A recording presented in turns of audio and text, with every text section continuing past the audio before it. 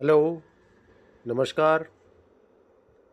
आज हम दक्षिण एशिया के देशों की राजनीतिक प्रणाली के बारे में समझने की कोशिश करेंगे।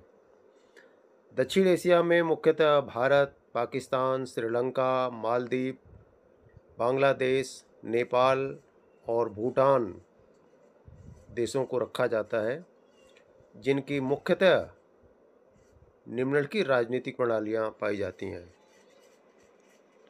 भारत भारत की राजनीतिक प्रणाली देखा जाए तो यहाँ की राजनीतिक प्रणाली संसदीय लोकतंत्र है। भारत एक संघीय गणराज्य है, जहाँ संसद दो सदनों लोकसभा और राज्यसभा में विभाजित है। प्रधानमंत्री सरकार का प्रमुख होता है।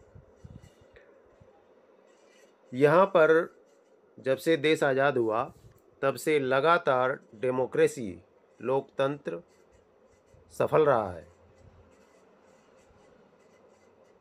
दूसरा पड़ोसी देश है पाकिस्तान। वहाँ की राजनीतिक प्रणाली संसदीय लोकतंत्र है, लेकिन सैन्य शासन का भी प्रभाव रहा है।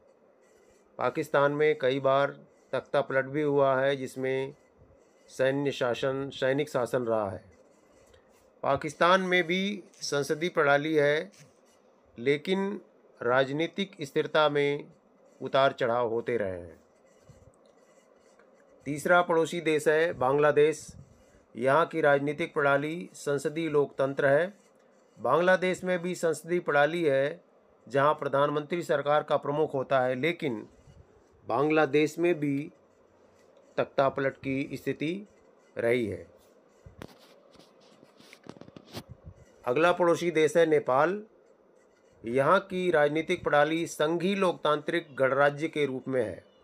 नेपाल ने 2008 में राजशाही समाप्त कर संघीय लोकतांत्रिक गणराज्य की स्थापना की। अगला पड़ोसी देश है श्रीलंका। राजनीतिक प्रणाली यहाँ की संसदीय लोकतंत्र है। श्रीलंका में राष्ट्रपति और प्रधानमंत्री दोनों होते हैं, लेकिन सरकार संसदीय प्रणाली पर आधारित है। अगला भूटान है, जिसकी राजनीतिक प्रणाली संवैधानिक राजशाही है, यानी वहाँ संविधान भी है और राजा भी है। भूटान में राजा का सीमित संवैधानिक अधिकार है और सरकार संसदीय प्रणाली पर आधारित है। अगला है मालदीव। राजनीतिक प्रणाली यहाँ की राष्ट्रपति प्रणाली है। मालदीव में राष्ट्रपति सरकार का प्रमुख होता है और यह एक राष्ट्रपति प्रणाली है। इस प्रकार हम देखते हैं कि दक्षिण एशिया के जो देश हैं, इसमें लोकतंत्र को अधिक महत्व दिया गया है, डेमोक्रेसी को ज़्यादा स्थान मिला है और किसी भी तरह से लोगों के अंदर ये इच्छा है कि राजनीति में लोकतंत्र स्टेब्लिश हो सके, इसका विकास किया जा सके। इस प्रकार हम देखते हैं कि दक्षिण एशिया के देशों का राजनीतिक तुलनात्मक अध्ययन विभिन्न प्रणालियों और साझा चुनौतियों पर केंद्रित है। भारत, पाकिस्तान, बांग्लादेश और श्रीलंका जैसे देशों ने ब्रिटिश मॉडल पर आधारित संसदीय लोकतंत्र अपनाए हैं, लेकिन पाकिस्तान और बांग्लादेश में सैन्य हस्तक्षेप ने इन्हें कमज़ोर किया है। नेपाल संघीय गणराज्य है, जबकि भूटान संवैधानिक राजशाही है और मालदीव राष्ट्रपति प्रणाली का पालन करता है।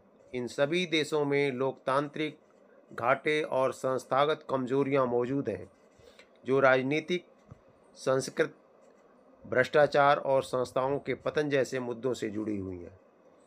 अर्थात दक्षिण भारत के जो देश हैं, वे बेशक गरीब हैं, उतने संपन्न नहीं हैं जितना पश्चिम के देश हैं, फिर भी यहाँ के राष्ट्र में, यहाँ के लोगों में लोकतंत्र के प्रति एक विशेष लगाव प्रदर्शित होता है। धन्यवाद।